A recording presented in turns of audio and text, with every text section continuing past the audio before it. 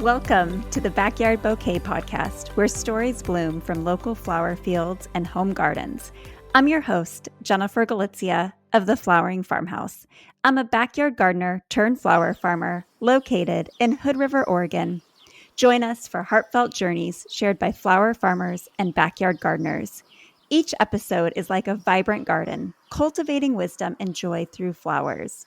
From growing your own backyard garden to supporting your local flower farmer, the Backyard Bouquet is your fertile ground for heartwarming tales and expert cut flower growing advice.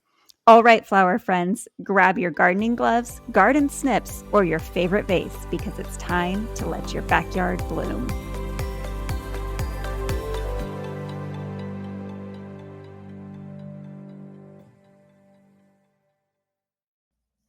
Hey, flower friends, welcome back to the Backyard Bouquet Podcast, where we explore the beauty, challenges, and lessons that come from growing flowers and building a life that blooms with purpose. I'm your host, Jennifer Gulizia of the Flowering Farmhouse, and today's conversation is such a treat. Today, I'm joined by Lyndsay Biehl of Wildroot Flower Co. and Shannon Allen from Biehl Farm, two powerhouse farmers and the voices behind the Dirt on Flowers podcast. Both of these women have built incredible flower businesses from the ground up. And what I love most is how honest they are about the real side of farming, the grit, the growth, and the moments that test your resilience. In this episode, we're talking about the lessons they've learned in the field, how they've grown through the tough seasons, and what inspired their brand new event, DirtCon, created to bring flower farmers together. Before we jump in, if you're enjoying these conversations, please take a moment to follow or subscribe to the podcast so you don't miss any of our weekly episodes filled with stories and inspiration to help you grow in your garden and beyond. All right, let's get into today's episode with Lyndsay and Shannon. Hi, ladies.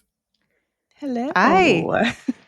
Thanks for What joining an me. intro. Oh my gosh, that was so sweet. I know. Well, you guys have a lot to offer, so it's so fun to have you here. I mean, we've got three podcasters here, so Yeah. You know what you mean business when everybody shows up and like with a mic and headphones on. Yeah. You know, you're good. Totally.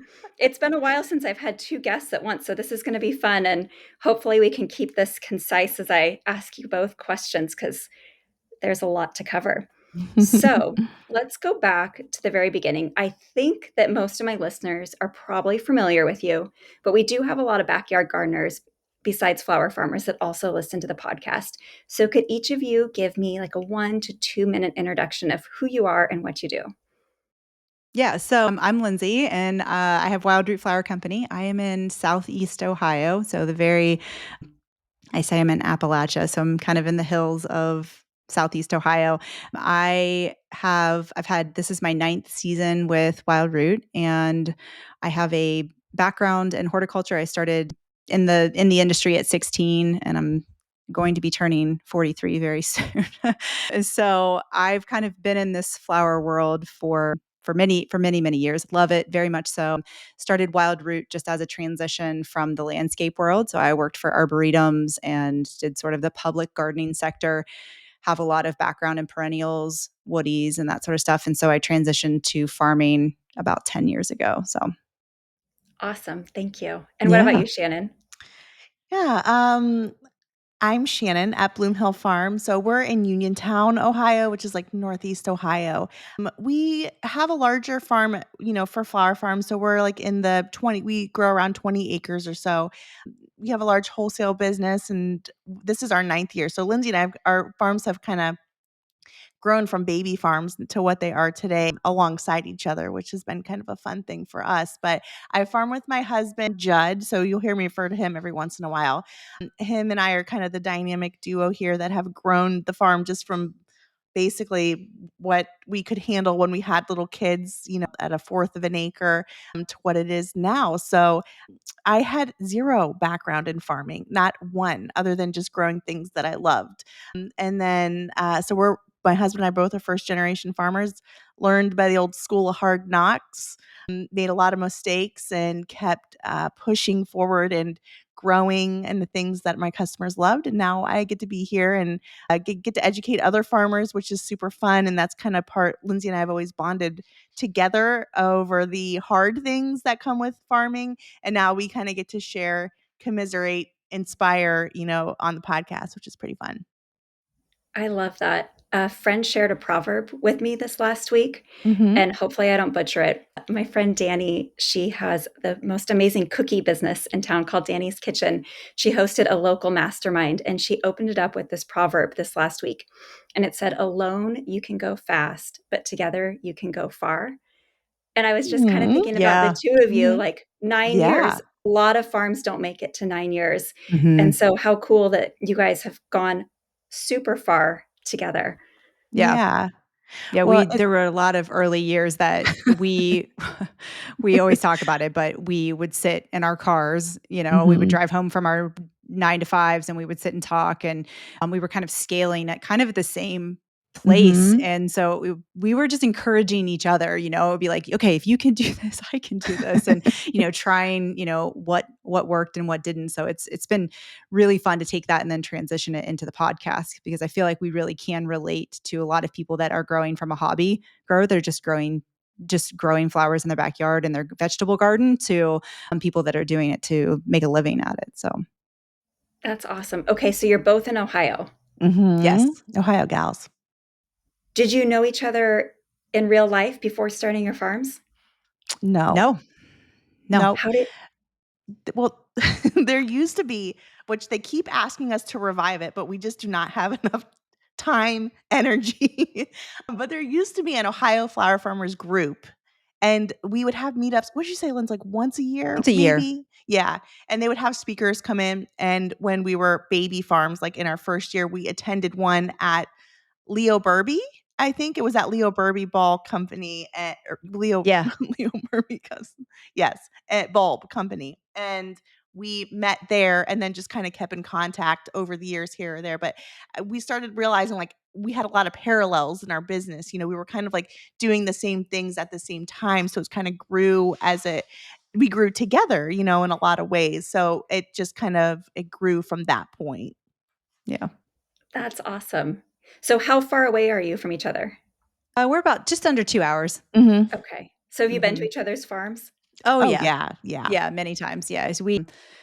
She's in a very populated big area. She really has millions of people access around within probably 45 minutes. I don't know what you're Yeah. in I don't even in know. a Yeah. lot. I mean, she's close to Akron, like Cleveland. Canton, Cleveland. Yeah.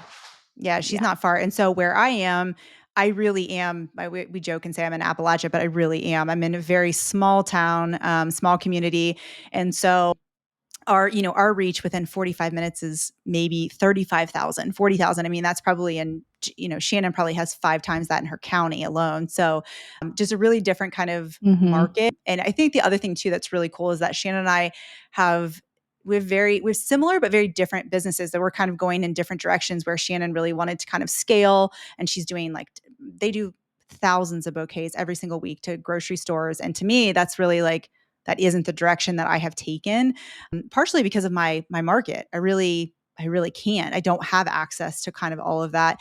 And so that's been one thing that's really appealing, I think, to even our listener in, our insider group, our membership group, where they can kind of ask any question, and we're hitting it sort of on both ends of the spectrum. So it's kind of nice.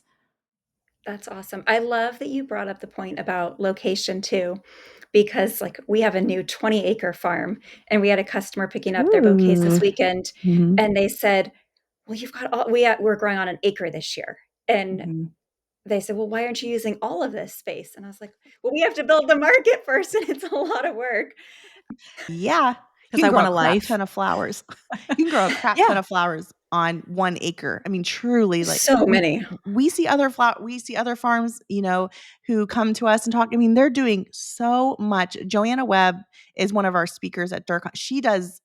she does like flipping of beds, like making that use of small. I mean, it's like an art form to do that. Mhm. But that's Yeah, like a unique thing about flowers is that you can earn a high amount of a fairly large amount of money in the farming world from a pretty small space. I mean, that's the cool thing about it. So it can be whatever you want it to be and need it to be. But Mhm. when we, because there's like other bigger farms around us too, when they hear, oh, 20 acres, I'm like, oh, that ain't nothing. I'm like, do you know how much work it goes in? Yeah. Even 1 acre, so it's just a completely different scale than like soybeans, corn, that all the regular stuff. Mhm. Yeah. And totally. we had somebody come to our farm this spring and she had been to Shannon's. And when she came, we actually have in production like around 3 acres. Okay. And so when she came to the farm, she said like how much smaller it really was. And she's like, no offense. And I'm like, it's intentional. I mean, I don't, I scale back on production and try to make things more efficient, kind of like Jenny Marks talks about always like being the most efficient you can, and that's the direction I've gone to. Not to say Shannon's not efficient, that's not at all what I'm saying. She has to have what she does to produce what she does, but there's it's just like creating that business to be whatever it is that works for you, I guess. So yeah, but Totally. Well, mhm. and depending on what you're surrounded with can make such a difference too. Because, like, our last growing space was surrounded by a residential neighborhood, and I was growing Mhm. on an acre there. And everyone was like, this is so massive. But now that there's like this huge open space around it, everyone's like, that's an acre? It doesn't look like very much. And Yeah. you're like, it's a lot. It's a lot. So I love that you both have taken very different paths. Lyndsay, you've been in horticulture since you were 16, and Shannon, you said you started with zero experience. Mhm. How do you think your early experiences with starting a flower farm have shaped the evolution of your business today? Who wants to Well, go I first? mean, yeah. I mean, for me, I'm like, oh my gosh, those early years were so traumatic. I mean, Did you they start were on like, your same field? yes. So when we purchased our home, we had 3 kids. I literally had brought my third child home from the hospital, and everybody was 3 and under. So I had everyone in diapers, and we were starting the farm that Oh, following year. wow. So we just had 2 acres, and we're like, well, it's conventionally farmed. Like, what maybe we could do something. So they're like, okay, we saw that. There's a farm near us, well, about 2 hours away in Columbus. Sunny Meadows, if you're in flower farming, you've heard of Steve and Gretel. We like consulted with them. We're like, wow, like, okay, this could be something. We didn't know what it was. We didn't know what we were doing. So those first years were like, so I hate saying traumatic, but I mean, they were a little bit. It's like so much learning and growth. And like, obviously, like the mirror that entrepreneurship is for you is can be brutal, like you're just like, figuring it out and you have kids who are young and you're trying to do your best and you want it to grow. And so I think it really pushed me to be tough, and figure out like what are my customers asking for and doing more of that and only those things. So I'm like, okay, they're asking for more Lysianthus. How do I get more Lysianthus? So like every year we just grew it, listened, grew it, had all I feel like there is no easy button. I think like that if that could be Lyndsay and I's goal in all of this is just for people to get into it, knowing that it's not going to be easy. Like, and no matter what career you get into, entrepreneurship is hard. And Right. whatever you're doing, it's not just flower farming, but there is no easy button. But if you can learn to embrace those early years and like know that you're going to make mistakes and learn from those mistakes. And that's what Lyndsay and I are always trying to like, it's okay. Like every mistake is like a piece of Mhm. data for you moving forward. Now we try to be what we wish we had. We always say that we wish we had Yeah. us, when we were in year 1 to 3, just to like have some reassurance that these things are normal and they're going to be okay. And, and I think just learning that grit, we didn't have us. So we like had to do it ourselves. We had to figure our way white knuckle through it. And I think from those mistakes, like you just learn to be better and having that attitude. Like Lyndsay and I both have that, we're like, every year we need to be better. Every mistake makes us better. And I feel like that has why we've been successful over time. But, that's Lyndsay and I's goal is like, how do we teach grit? Like, how do we teach that just animalistic, like Mhm. Pick yourself push. back up. Yes. Yeah. So that's kind of our goal. And it comes from like, a lot of mistakes in the beginning. Yeah. I think our mistakes are our best teachers. Oh, yeah. For sure. Yeah, they are for sure. I think for me, coming into farming with a horticulture background, I had this insane pressure on myself because I have a bachelor's degree from Ohio State in horticulture. I surely can grow stuff. And I found the challenges, just as Shannon's talking about, I was stepping into agriculture in a very different way that I had previously. So I had all of this pressure on myself to know exactly how to farm. And it's a really different concept, when you're farming for production versus just having a backyard garden, and it is very different. So it took me a few years to, one, take the pressure off of myself, but just to kind of echo what Shannon said, that being an entrepreneur is a really good mirror. And that's the thing I think that shaped me still, that I carry that theme now, is that I really am self-reflective of like how I show up on my business, how can I learn, and how can I just create more balance for myself. It's just always constantly evolving as a business owner. And I think, learning those early years where I was super hard on myself makes me a better business owner now, because I give myself more grace now than I did. So That's so important. You both talked about like the first early years being really difficult and having to have a lot of grit. I bet there were times that you wanted to just give up. What was the moment when you realized that this is the moment, or sorry, this is what I'm meant to be doing? Like, was there a specific moment that you realized, like, this is hard, but this is also what I'm supposed to be doing? Yeah, I'm trying to think if there was like one moment. I think, when you're first starting out, you have like zero confidence. I mean, we see this all the time. You have like no confidence. And there was a time in our first year when we didn't know what we were doing. and we had a market that was kind of knocking at our door like, hey, we really really like you guys to come. And we were like, we don't know if we're going to have flowers. Like I said, like we didn't know. We said no. And then it's like universe whispers, that come to you sometimes. And so like a week before the market, we realized, okay, we're going to have like this huge flush of sunflowers. So we called them like, if you're still taking somebody, we'll come sell our sunflowers. We were so scared. I mean, I can't even, this is like the most scared I've ever been in my life. And I literally had 3 children under 3. Okay. And we went there and like, I mean, the line for our flowers, the positive words, encouragement, people like loving it, the stories, the customer interactions. I mean, that was like the day we're like, okay, like this can be something.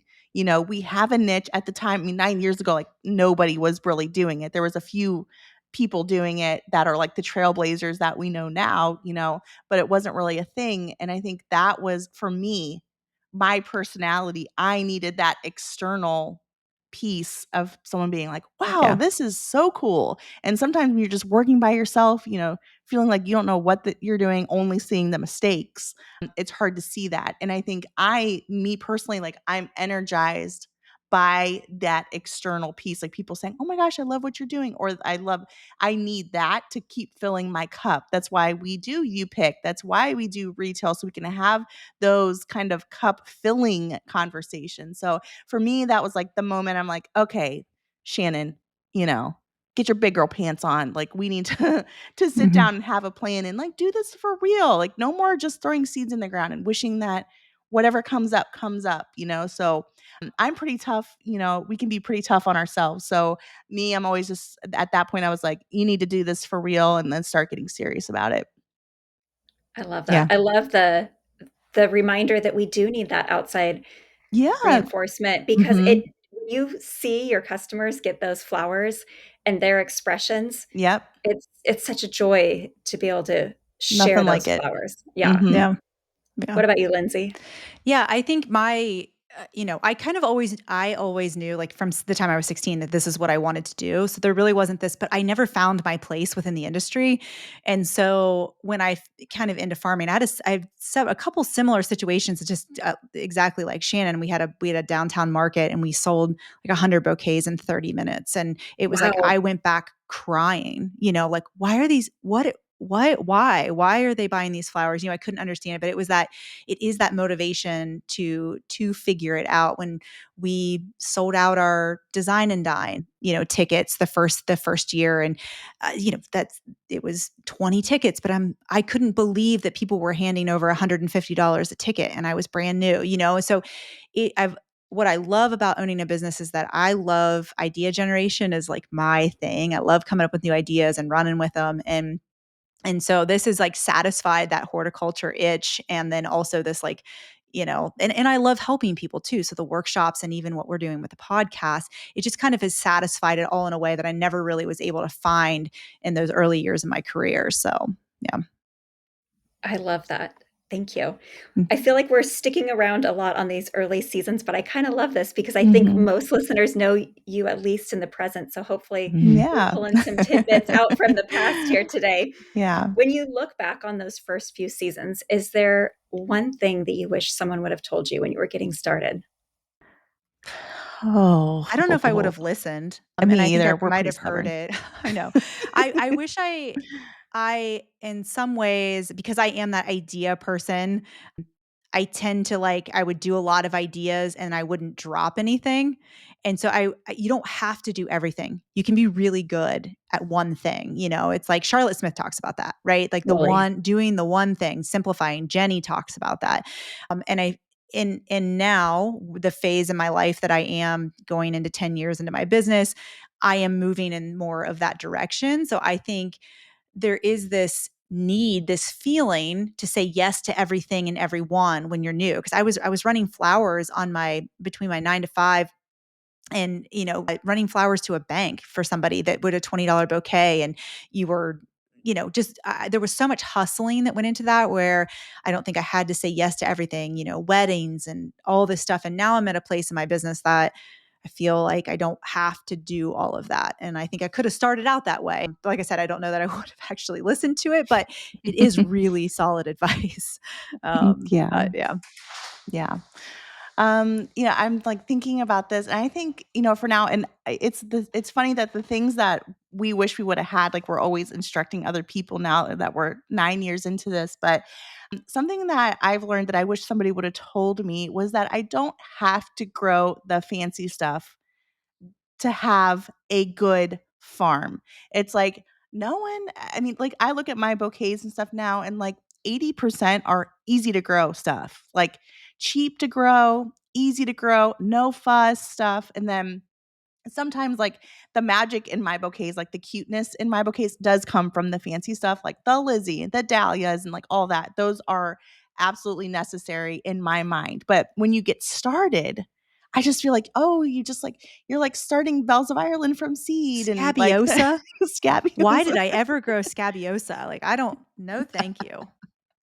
But Stuff gets tangled to harvest, and the seed catalogs like draw you in, and like when you're just getting Totally. started, it is that like it's that dream nature of it. And I wish someone would have said like, no, no, no, Shannon, you need to concentrate on growing 80 to 90% just the tough stuff. Because my customers, they want their flowers to last a long time. So when Right. they get that experience, they're like, oh, yeah, yeah, I need more, I need more, I need more. And I think that's kind of what sets us apart. But it's really easy to get sucked into that at the beginning, is like growing all the fancy dancy, finicky, fussy, you know, tangly things that are super cute, but not essential to success. Absolutely. Those are both really good pieces of advice. Lyndsay, you and I are in similar sized towns.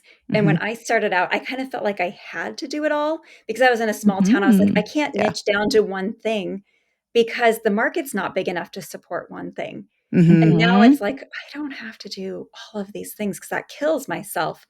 Yeah. And Yeah. you can see, oh, you just because you're in a small town doesn't mean you can't niche down. I don't know if you ever had that similar Oh, experience or not. yes. Absolutely. I mean, and then when you start looking at it, you've got, it's still, when you look at the pie as a whole, it's little pieces, slivers here and there. And I'm like, okay, if I cut that little piece of the pie out, I can grow that other piece that's doing really well. And that's what, like, I actually feel super excited even for next season, because I'm even relieving more I'm even relieving more stuff off of my plate. So I feel excited and energized about that, and being able to be in that place in my business and have the confidence as a business owner to recognize that and not feel like I can say no, and I don't have to serve everybody. So Yeah. I like that. You don't have to serve everybody. That's a Mhm. good reminder, because sometimes it feels like you have to in a small town. Mhm. You want, well, especially if you're a people pleaser, like I want everyone to be happy. And so, Sure. Yep. yeah. Yeah. And Shannon, that reminder about like that 80% of the flowers. I mean, I remember my first season I planted, because I'm a dahlia person. Like I've loved dahlias my whole life. So I Yeah. planted mostly dahlias. And then by the end of the season, it's like, crap, what am I going to put with filler? And then you end up like overstuffing your bouquet Yeah. because you don't Yep. have that other stuff. So I Yep. think that's such a good reminder that like you can never have enough Yeah. of those other flowers. No shame in the celosia, marigold, gomphrena No, game, dianthus, I'm trying to think, amaranth, like all these super easy stuff. I mean, it makes the fancy stuff shine where they don't absolutely. shine by themselves all the time. Yeah, exactly. Well, yeah, if you get a whole bunch of dahlias bunched in together, they kind of just smush with each other. And Yeah. then Yep. it's like, what am I paying for? Yeah.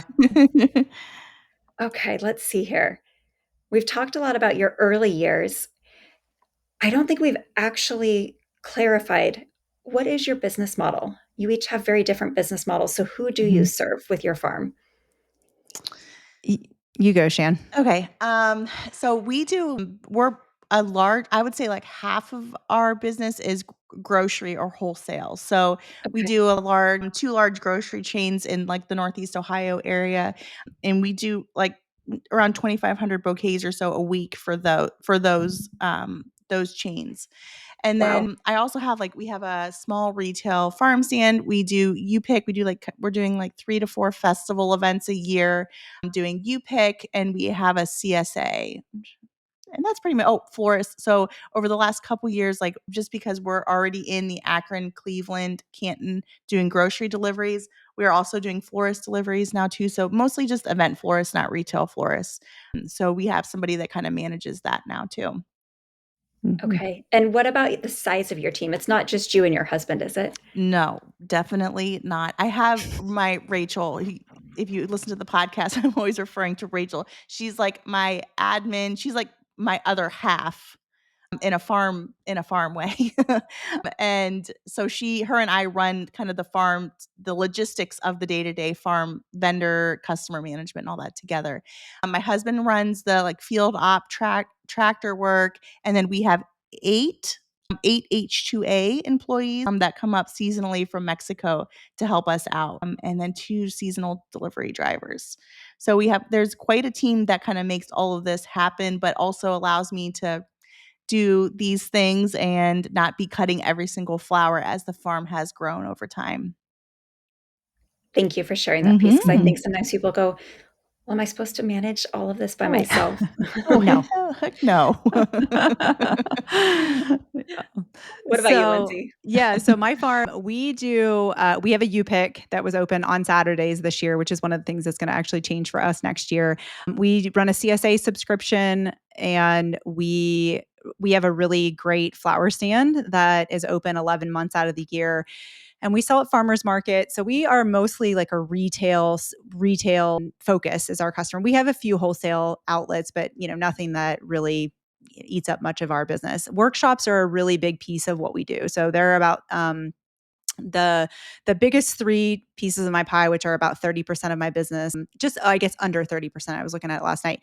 Christmas, we do a big Christmas business, my flower stand, and my workshop piece. So those, if I had to say that's what I do, that's the biggest piece of my pie. And so for my employee side of it, for the field side, I have 4 part-time employees that sort of make up, it's essentially like 2 full-time employees. That's kind of how the schedule shakes out.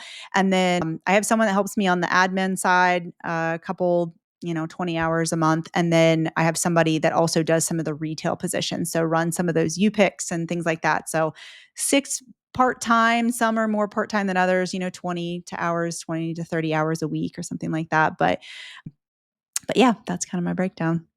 Thank you for sharing that. You Yeah. just mentioned 11 months of the year you're open. Do you grow in flowers 11 months of the year? So we have the zone that I'm in 6B. And so we force tulips for Valentine's Day. So Okay. the only month we're closed is January. And so we will open for Valentine's Day. And then our greenhouse, tulips typically start in March. So we'll force tulips up and through, up till March until our outdoor stuff starts in our greenhouse and our high tunnels. So then we're selling there. And then we roll all the way through dahlia seasons, which takes us through like mid to end October. November's pretty quiet month in the beginning. So there's like the end of October through mid November. And then we transition to Christmas stuff. So we transition to Christmas after about mid November. So yeah, it's a happening place, the stand. What do you do for Christmas flowers? So we don't grow flowers. We actually do Christmas wreaths. So we do Christmas wreaths, centerpieces. Oh my gosh, all kinds of fun stuff, swags. In our shop, we sell ornaments. There's just all kinds of Christmas related things that we sell. So that pretty much takes us through. It's a fast and furious 6 weeks, but we run a lot of Christmas greens through here. Shannon does as well too. But yeah, it's a pretty, that one I had started actually before I've had the farm. So that was a really easy transition for us. And it's just great because it also keeps people thinking about the farm in the winter, so it's really just like Totally. a month where they're kind of not, and then we're kind of swooping back in around Valentine's Day. So Okay. So do you both grow and harvest greens from your own property, or do you bring in greenery that time of year? we bring in greenery. So a lot Okay. of it comes from south or from your part of the country. We'll get a lot of like northwest greenery and then some southern greens mixed in. Now we do harvest. Shannon has like a tree farm that's kind of close to her, but we do forage. I say forage, like pine and some other things, boxwood stuff locally if we have it, but to really get the bulk of what we do, we buy most of that stuff in. So Okay. That's yeah. awesome that you're able to keep your customers coming pretty much year round like that. Yeah. Did I hear correctly on one of your recent podcast episodes that you were both toying with not doing tulips next year? Or are you still doing some? Some. Minimal-ish. Well, we both pretty much cut our orders in half-ish. Yeah. Would you say, Linz? Yeah, we Yeah. both did. Yeah. Just for next year. Mm-hmm. Yeah, Just to hopefully see how it is. And, there's a lot of, on that episode we talked about, just the rising costs of the bulb industry, the tariffs add a piece of it. Also just the risk that's associated with in the zone that we're in growing Yeah. tulips. It's not a 1-for-1. So that is something that we're looking with to kind of reduce waste and cut back. So Yeah. And also on the tulip piece, it's Lyndsay and I just encouraging people to be looking at their real numbers with these things. So if you're like a hobby grower and you want to become, you want to start making money, like you do have to dive into the unpretty side of farming. And for us, that's really looking at those costs. And for me, this next year, it meant not selling to one of our biggest grocers because I just cannot compete at the bulb price. Like it doesn't make sense mm-hmm. for us next year. Like not to say that that won't change because it's so hard because we had a great year this year with it, but year to year, those things change and it's okay. Like farming gives you a clean slate each year to make those decisions year to year. And I find like a lot of freedom in that. But sometimes as farmers, we do things because we think we should, but not because we're really looking at the numbers. And so that was that is a really great episode. If you're somebody who's really thinking through tulips or any kind of expensive or risky crop, it is good to look at those things. And Lindsay and I are just always encouraging ourselves and then, practicing what we preach to on that, and making those changes when we see fit. That was a great episode. Do you happen to know offhand what number that is? If not, we can link it in the show notes. No, Yeah, I yeah, can yeah, link we it can in look it up. the. Mm-hmm. Give me 1 second Yeah, here. and it's not from like it's not political. We got so many questions like thank you for not making it political, and that was our number one goal. Like it is not political. It is just a business decision from year to year as the Totally. cost of crops rise and fall. And Lindsay and I have been having this tulip conversation for like the last 2 years between each other as the bulbs have like slowly crept up, and the risk too, with tulips like too short, not usable, you know, tulip diseases. Lyndsay's had all kinds of problems over the last 2 years, some in the field, some in the tunnel. It's just, they're Mhm. not a guarantee, but the hardest thing is that they come at a time when your customers just are ready for flowers, Totally. So that's the hard thing. That's what makes it hard to say no. That's like the love affair with tulips, truly. Yeah. And so just, encouraging people to make those business decisions. Yeah. That I was love that episode conversation. 209. 209. Perfect. Yes. Episode 209, Tulip Deep Dive. Yep. Just encouraging people to know their numbers, though. Like, Yeah. I think that was the big message in your episode. And I think that was so good because even I was like, okay, do I really need tulips next year? And Yeah. like, of What course is I it do. But truly costing you? Yeah. yeah, exactly. Truly. Mhm. Yes. That kind of leads me right into my next section here, is that you guys have both built very successful and thriving farms, but you're also incredibly honest about the not so pretty parts, like analyzing those numbers. How do you keep the authenticity when everything online is pushing us to perfection? We actually, we just had this conversation. Yeah. I was, and we can maybe answer it in two parts, but like with the podcast, Shannon and I are just, I think that is why people have resonated with us, is because we really are just like authentic and honest about sort of blowing the pixie dust out of the way with flower farming. Because oftentimes, I think too oftentimes, the fantasy is sold to people. The easy button is like there's a this is the thing. This is the one course. This is the one anything that's going to make it 100%. And even with like what we have coming up that we're going to talk about, but it's like this is a piece of the pie. We've always tried to encourage from the farming aspect to just be really honest about what our struggles are. Our uncuts are, we say they're unfiltered, and it really is. You hear us from week to week, a progression of the season, what we're struggling with, what worked, what didn't, what do we want to change. And so, for me, I want to show up. If you are my customer, if you take it from the podcast to my farm, if you're my customer and you show up for a U-Pick or you come for a workshop, I want you to get the same person that shows up on social media as that you have in front of you. So being honest and kind of sharing the struggles, specifically about tulips. I mean, I lost, gosh, how many, 15, 17,000 Oh my tulips or gosh. something? Oh my Yeah. It was a gosh. ton. Yeah. I called it Tulip Gate, but it was a really great opportunity for my customer, my CSA customer, for not just the farming community, but just people in to learn about small scale farming and what that is. And so, I had advice from people that are like, just like brush it under the rug. Don't say anything about it. And I was like, well, that's really not how I roll. And so I shared it. It was a learning opportunity for my customer as well as other farmers too. And so I think that, perfect's boring. I mean, that's what everybody's feeds are. Sure, you've got people have hundreds of thousands of followers and these really pretty, like curated feeds, and they're beautiful to look at. But that isn't real life. And we still do present the pretty, we Yeah. still do keep it beautiful. If you look at our Instagram feeds, we're not showing all of that stuff, but yeah, I don't know. Yeah. Your I don't know, Shannon. homepage on your website, though, even has your dirty hand. I love it. I was Yeah.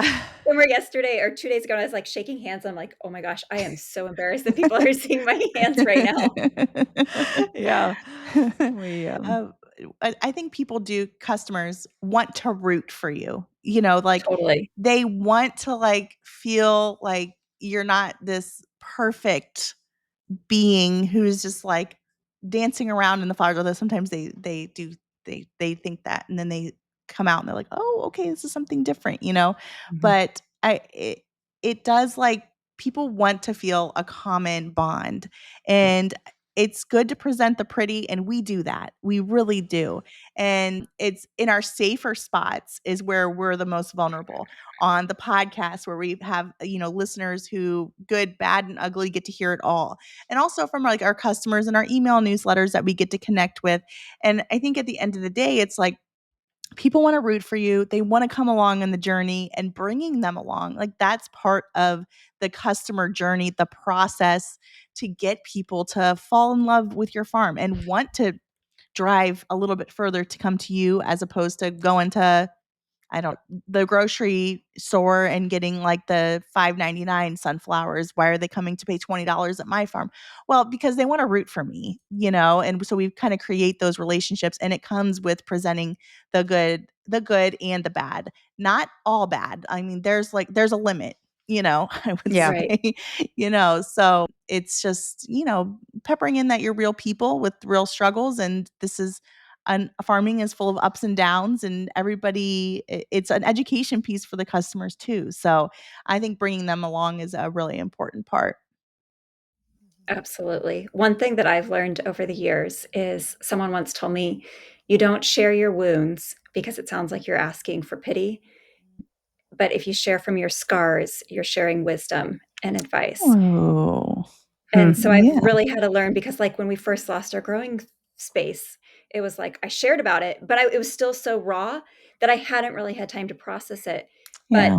I have continued to share my story. And like when we opened up our farm stand at our new farm for the first time this year, I was blown away by how many people came out and they're like, we've been following your story. Like, we're so Mm. excited that you have new land where you can put down permanent roots. And I wanted to be the first person to support you. I mean, my first Aw. bouquet I sold this season was to a vegetable farmer who was like, That's she awesome. lined up and she's like, I want to make sure that you know that your farming community supports you. And I was like, how cool Aw. is that? Like, That's awesome. because Yeah. I have shared those wounds. And like you said, people were rooting. They don't want to see you fail. They want to see you Yeah. be successful. Mhm. Yeah. Yeah. And there's So a limit. There is it becomes a point where you're like, all right, Deborah, like that's enough of the, wine but you're not doing that. You're sharing from a Yeah. real experience. If you're on there every week sharing your woes, it'd be a different vibe right. on that social page. But, I think you're doing it from a really honest place. And I think that's really cool to see people show up for you like that. So Yeah. Yeah. Yeah. Inspiration, not desperation. Oh, I like that. That's a Yeah. good way to look at it. Yeah, Yeah. you wanna inspire people because it's kinda like you talk about with the grid. It's like, okay, Yeah. everything is figure outable. Like, you Mhm. don't have to know how you're gonna scale from 1/4 acre to 18 acres right away. Mhm. But I bet you took that first step, which leads me into my next question is, Mhm. how did you scale from 1/4 of an acre to 18 acres, Shannon? Or 20, sorry, your website said 18, but you said 20. Yeah. So Well, it's not fast. It's something that grows over time. So, you grow what you think you can, and you're like, okay, like I see opportunity. I think that's the hard that's the Enneagram. Lyndsay and I are both Enneagram 3. What are you, Jen? What are I you need to in take Enneagram? the test. I don't What? know. Oh. Okay. Well, Lyndsay made me take it because I was like, I don't really want to. But now once you understand, it's actually a cool way to understand people, but it's the 3, in Lindsay and I both were like, "Oh," when we see an opportunity, it's, like, hard to pass it. So I'm like, "Okay, people, I'm still saying no to people." And so I got into this routine, like, probably 5 years ago or so, where every time I said no to somebody, I wrote it down in a note on my phone because I hate saying no more than anything. I'm like, hey, I could grow more of this. I could grow more of that. I want to say yes to opportunities.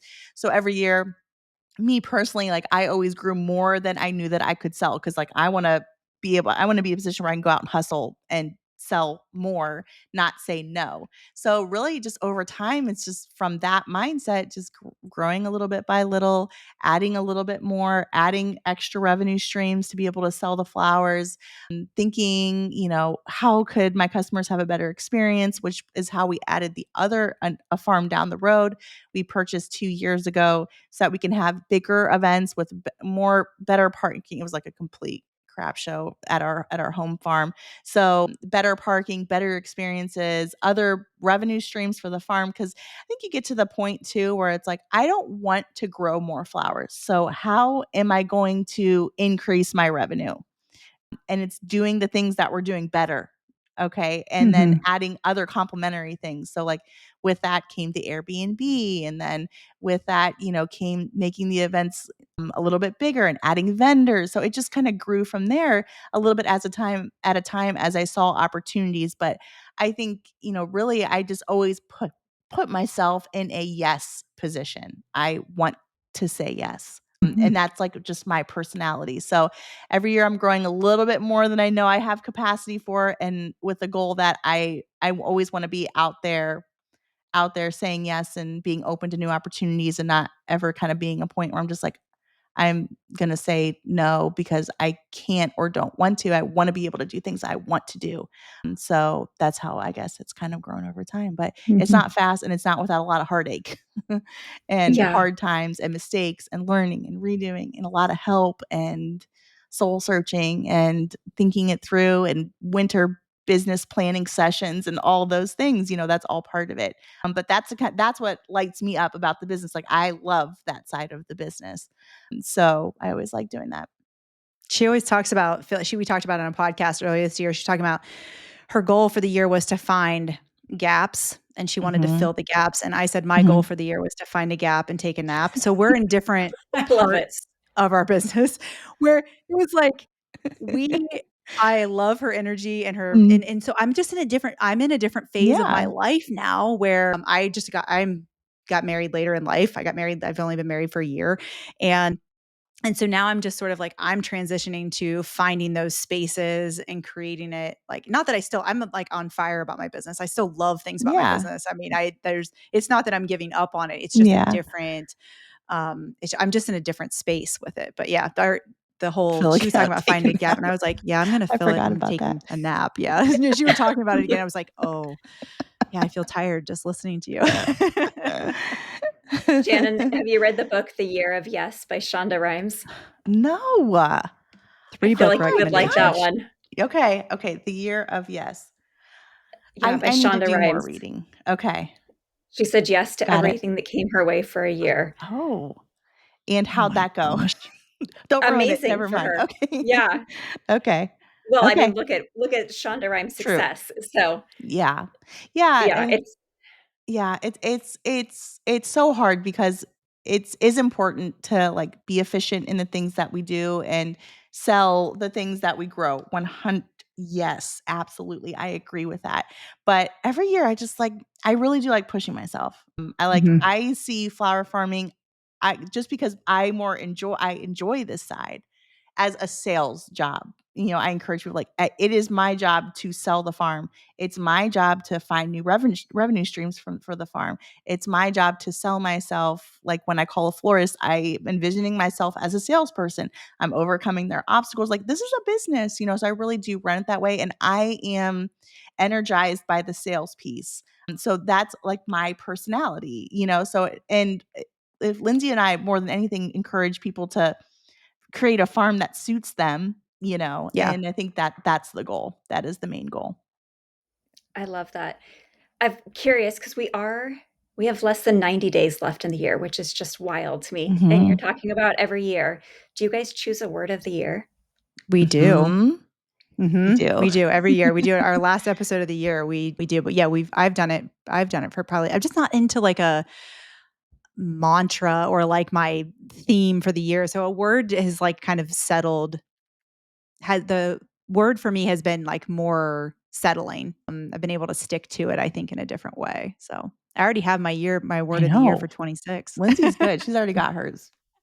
I do don't too. know yet. So what are your words for 2025? So mine was connection, and Shan's it was magic. Magic. Yes. Yeah. I like that.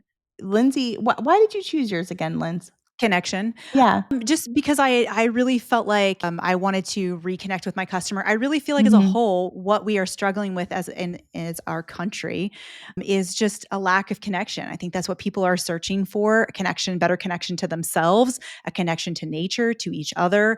And at the core of what I do at Wildroot, that's what I want. And so I felt like, the previous year, it was a little chaotic for me. And so for rolling into the season, I was like, I want to have more connection with myself. And, I got into June, I've been taking Wednesdays off.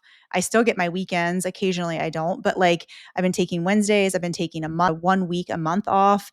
And like, those are the things where I'm like, I still, and I still want to have a successful business. It's just like defining what does success look like for each person. And we get so caught up on social media. I mean, you could think as a podcasting partner, I'd be like comparing myself to Shannon, like, oh my gosh, I'm failing. I'm not doing this right. I'm not scaling. It's like, I don't feel that, it's like, I'm true to like what is driving with me and what success looks like to me. We have a profitable business. I'm, an employer for 5-6 people, and I'm happy. And those are the things that, like, what are those things that define success for me? I've had to like redefine that, and it's changed over the years. So yeah, I don't know, but I love that. And how did you choose magic? Or Oh, how's yeah. that working out this year?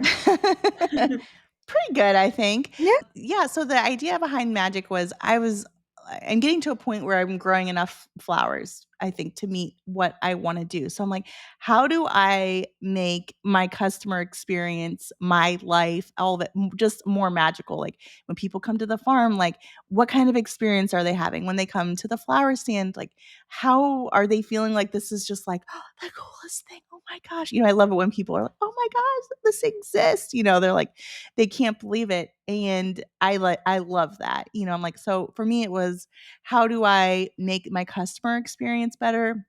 How do I make the farm continue to be a magical spot for me too? Because, we see the work in it. And that's why, I like when we do our You Pick and Design workshops, when it's like, it's always good for me to come see it through your guys' eyes, because sometimes all we see is the work in it. So just to focus on that customer experience and my own experience within the farm, to make it more magical, and finding those little shifts of things that we can do to create that better experience for everybody. What was yours? What was your word of the year?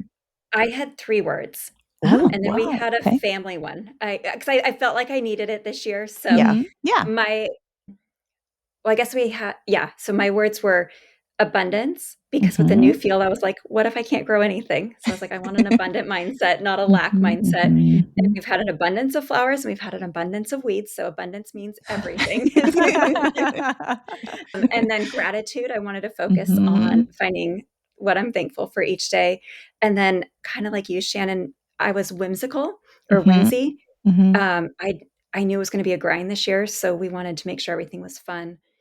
Gratitude was our family word. And then I had a business coach this last year. She's like, you got to have the word fluid in it. She's like, you have to be willing to be flexible. She's like, a new farm, you have no idea how things are going to happen. And boy, have I had to be fluid this year. Like, we thought we'd have a barn by now. Well, we don't have a barn by now. We thought we'd have irrigation in April. We got irrigation in June.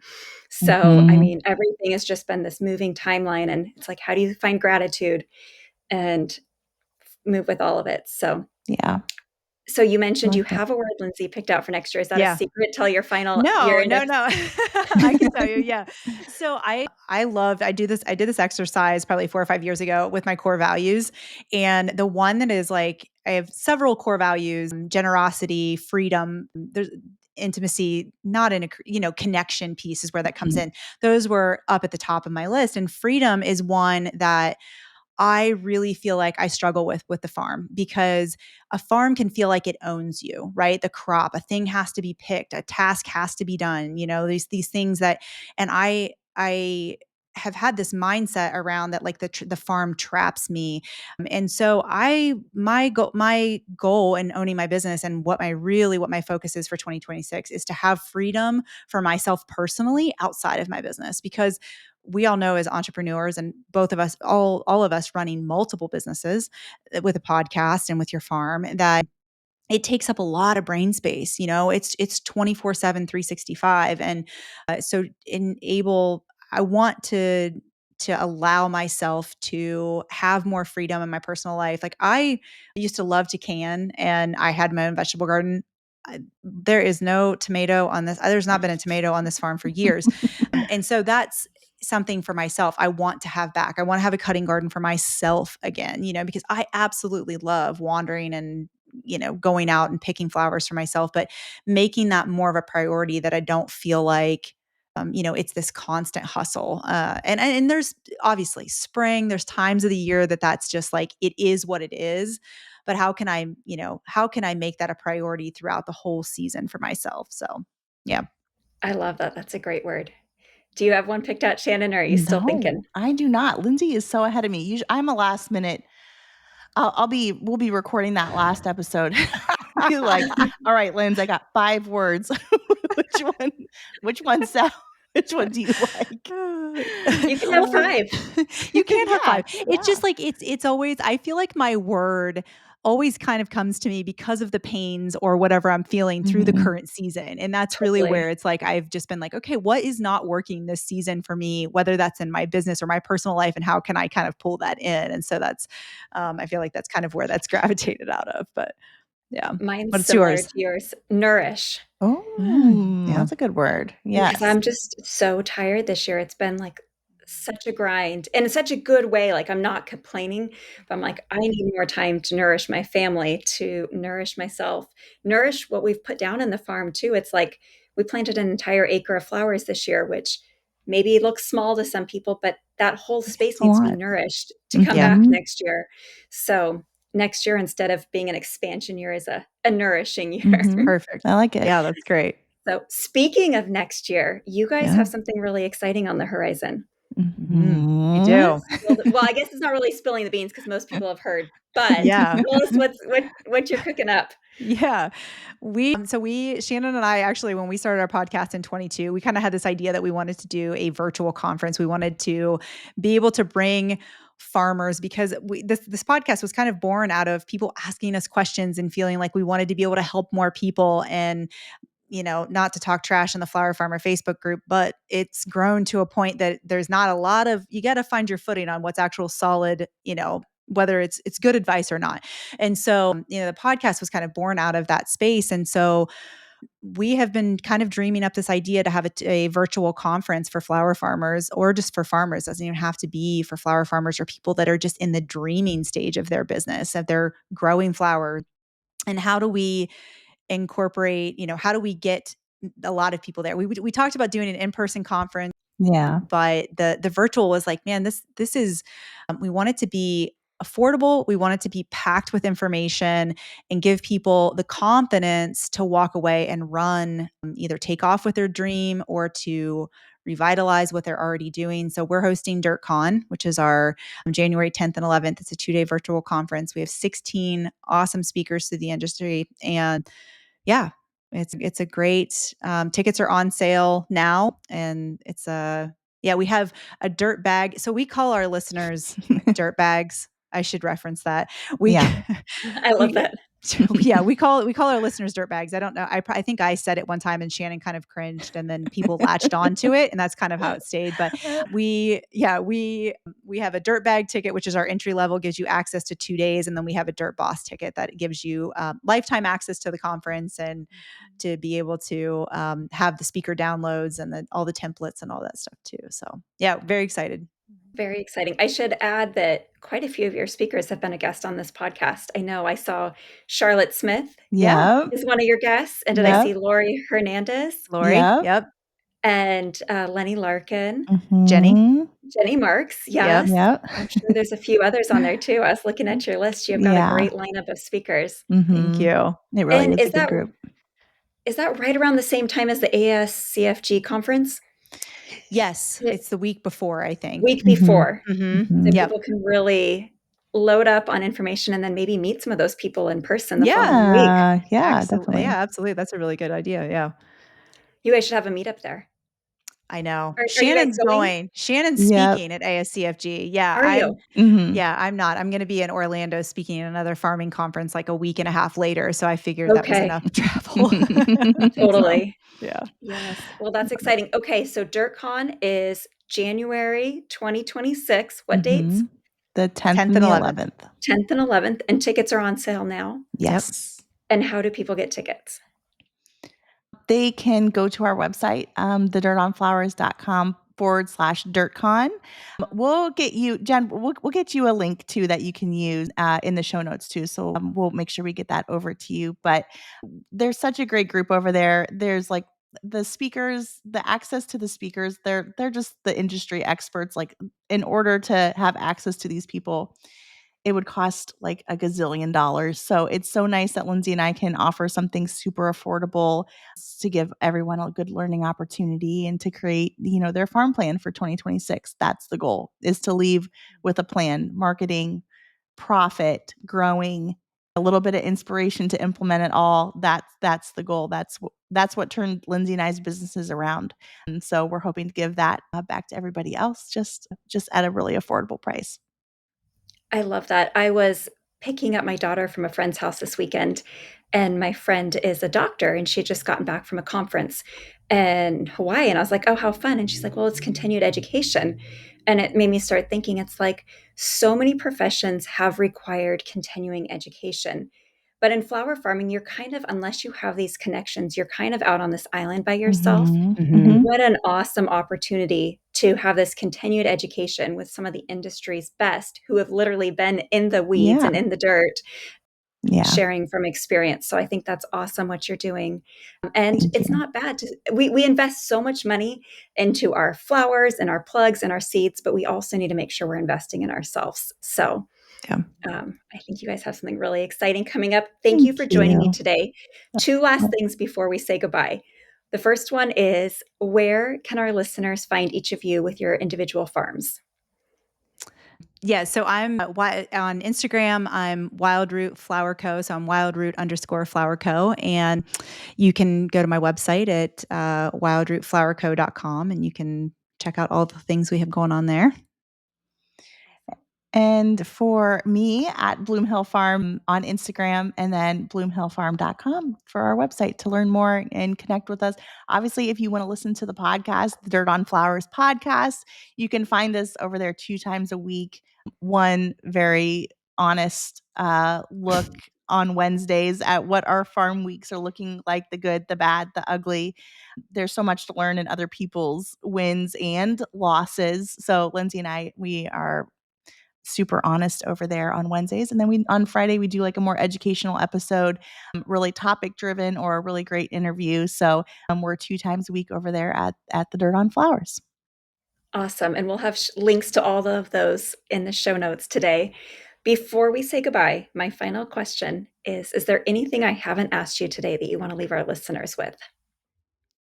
I don't know. I guess I would say we touched on the grit piece, but this is sort of blowing away that like the pixie dust glitter. It's like being a business owner is challenging. You know, it comes with a lot of reward, but don't give up on it. Like if you feel like you have an idea and you want this thing to work, you will figure out how to make it work. It doesn't mean that it's always going to be easy, but I think that's just it's hard to hear, when you're like, oh man, you're like in a tough spot, but that it's always like it's a wave, right? It's like hard for a little bit. It doesn't say hard forever.